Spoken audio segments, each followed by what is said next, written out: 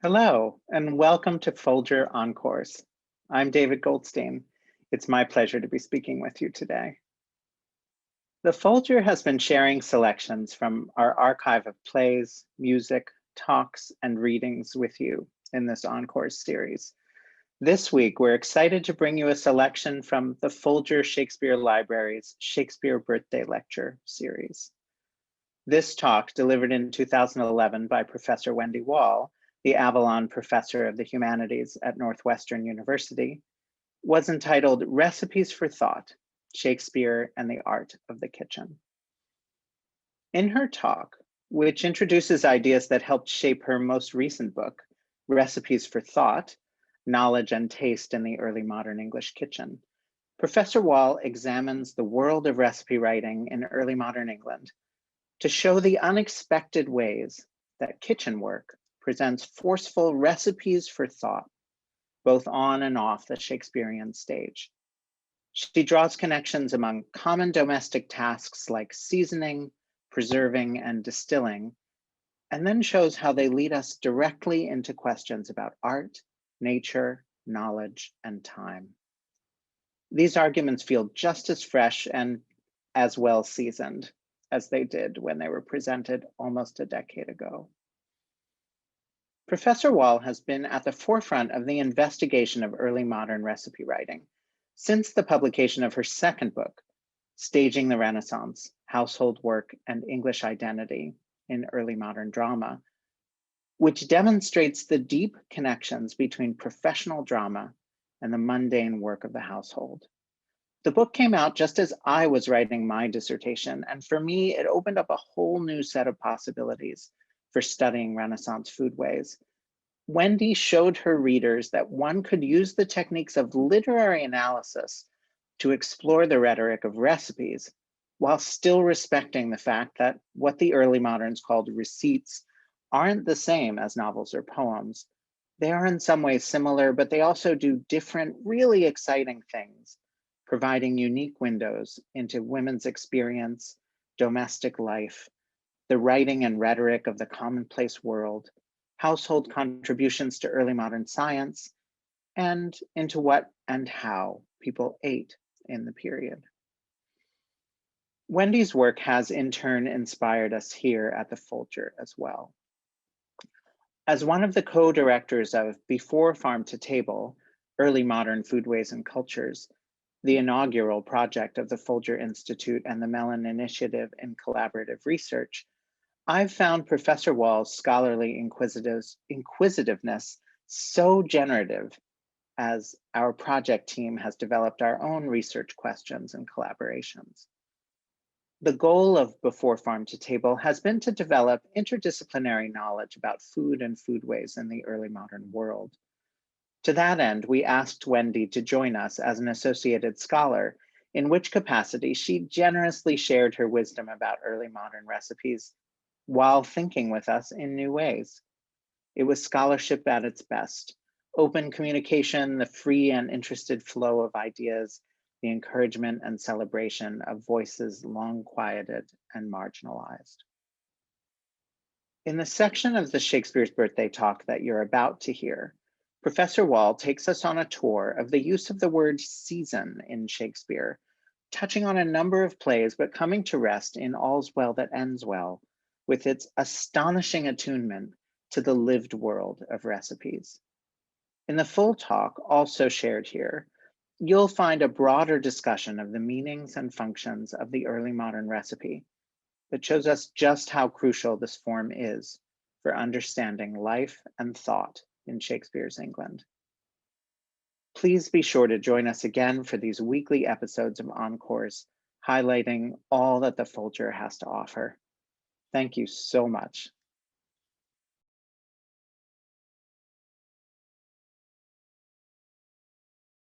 To my mind, All's Well That Ends Well provides more than a fictional case study of the real historical practices of women.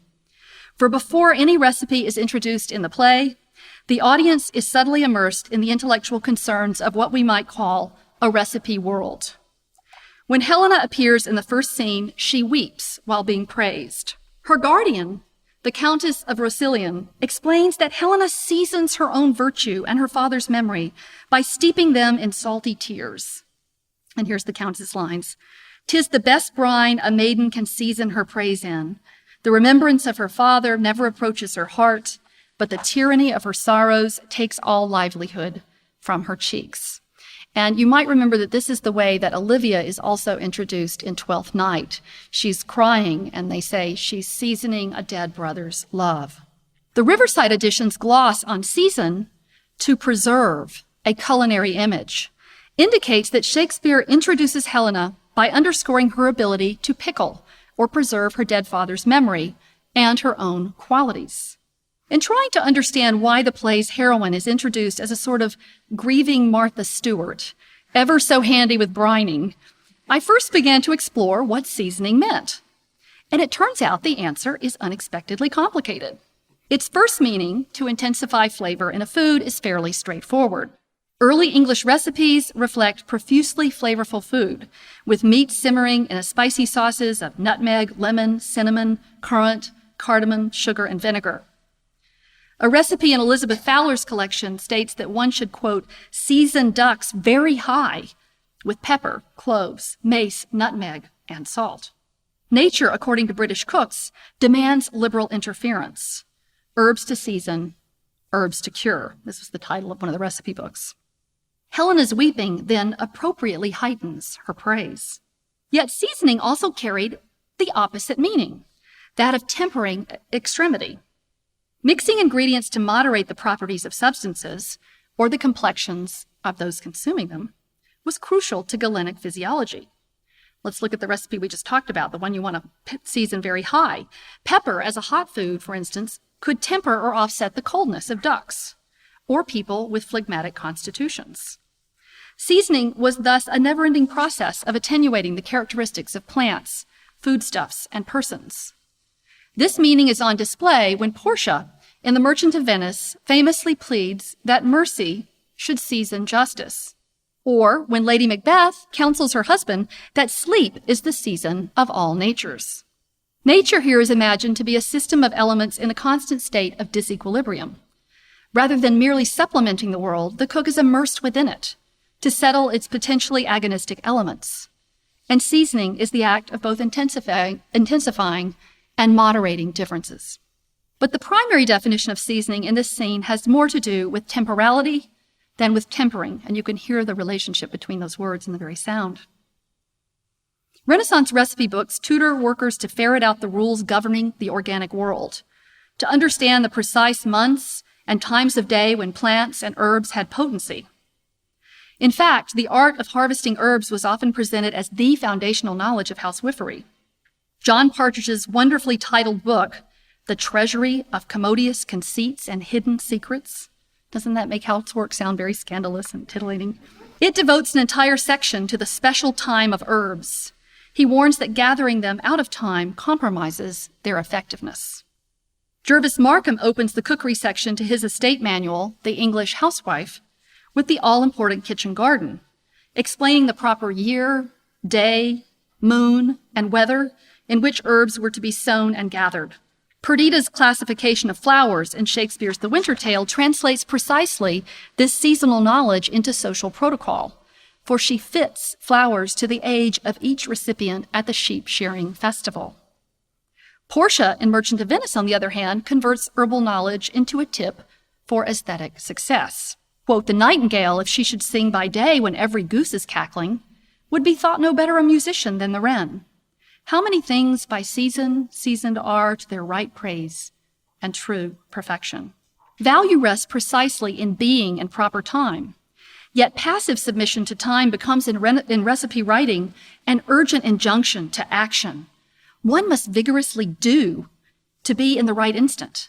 It was a labor that extended to souls readying themselves even for the mortal harvest. Hamlet demurs from killing Claudius in prayer when, quote, "fit and seasoned for his passage." And when Isabella argues to stay her brother's execution in Measure for Measure, she explicitly links humans to butchered animals. He's not prepared for death, she argues. Even for our kitchens we kill the fowl of season. Shall we serve heaven with less respect than we do minister to our gross selves. Humans who ripen and rot must energetically act to be in season, to flavor themselves by inhabiting proper temporal structures. Yet even in this modality, the word once again extended to encompass its opposite. For seasoning routinely involved exempting an organism from its natural temporal cycle. As Markham notes, I think somewhat poetically for a recipe book, a meal must hold limitation with provision and season of the year, for summer affords what winter wants, and winter is master of that which summer can but with difficulty have. Sounds to me like Shakespeare's sonnets, but it's in this recipe book. Giving winter what it wants or lacks was one of the most evident preoccupations of English recipe writing. For preservatives, such as conserves, preserves, candies, and marmalades, took center stage in recipe collections for 75 years. Hugh Platt opens his popular and decoratively printed Delights for Ladies with The Art of Preserving, a section that is almost double the length of those devoted to cookery, distillation, and cosmetics. And I love the title of this book also, Delights for Ladies. But I wanted you to see how pretty the book itself is. It has a kind of visual appeal in the border that's around the recipes. And also there's a visual appeal in many of the recipes that I would think of as functional. So listed under preserves is this quince paste, and this is a quince paste that would have been stamped in a mold. They have sort of functionality and a kind of visual appeal. English readers were obsessed with the preservative power of salt, alcohol, and sugar to make organic products available year-round. So Helena's tears and the violet paste are both forms of seasoning that counteract the seasons. Shakespeare draws on this semantic richness of seasoning precisely to meditate on humans' vexed attempts to outsmart time. Let's think about the moment when Pandarus recommends Troilus to Cressida by saying, "Do you know what a man is? Is not birth, beauty, good shape, discourse, manhood, learning, gentleness, virtue, youth, liberality, and such like, the spice and salt that season a man? With looks, education, status, and morals going for him, Troilus seems, well, perfectly cooked, mature." Yet Cressida's response reconfigures her uncle's terms. "I, a minced man, and then to be baked with no date in the pie, for then the man's date is out." She sassily chooses to pun on the word date, a common preserved fruit in Renaissance recipes known for its ability to enhance flavor. Instead of a deliciously complete lover, Troilus becomes minced, chopped, and diminished in substance. Cressida unseasons him, first by seeing him as a bland pie with no tasty date, and then past his prime, his date's out. When recipe writers state that one can better preserve oranges or violets by knowing precisely when they bloom or ripen at their fullest, they hint at this paradox. Mastering seasonal knowledge paves the way for unseasoning organic entities. These are not only culinary, but philosophical conundrums. When Shakespeare conjures up a powerful recipe as central to the plot of All's Well That Ends Well, he lodges it in an imaginative framework about seasoning that motors the play's plot and its themes. The language of recipes saturates the play's opening, where characters discuss whether humans can effectively stay time or are subject to repetitions that only confirm loss.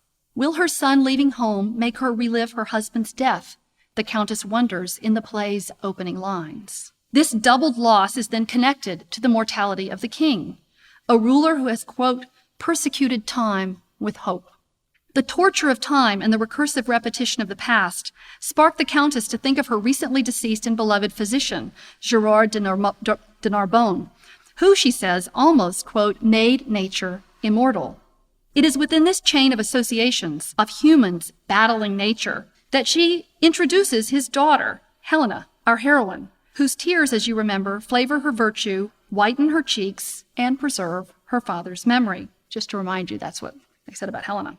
The fact that Helena only seems to preserve her virtue and her dad by mourning, when she's really actually just desperately in love, is less important for my purposes than the language the Countess uses. For the Countess tellingly repeats the word seasoned 20 lines later, when warning that her son Bertram is, alas, an unseasoned courtier. The inexperienced Bertram will require Helena's housewifely skills to ripen in a kind of courtier like courtesy. With Helena as the agent who seasons and Bertram the material awaiting seasoning, Shakespeare establishes poles of activism and passivity important to the play.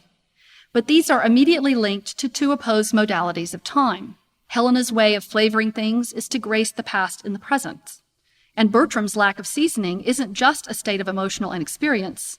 It's a reference to a deferred paternal inheritance that he has not yet assumed. The entire first scene is about the pressures the young feel to take up, exempt oneself from, or convert the past to fruition.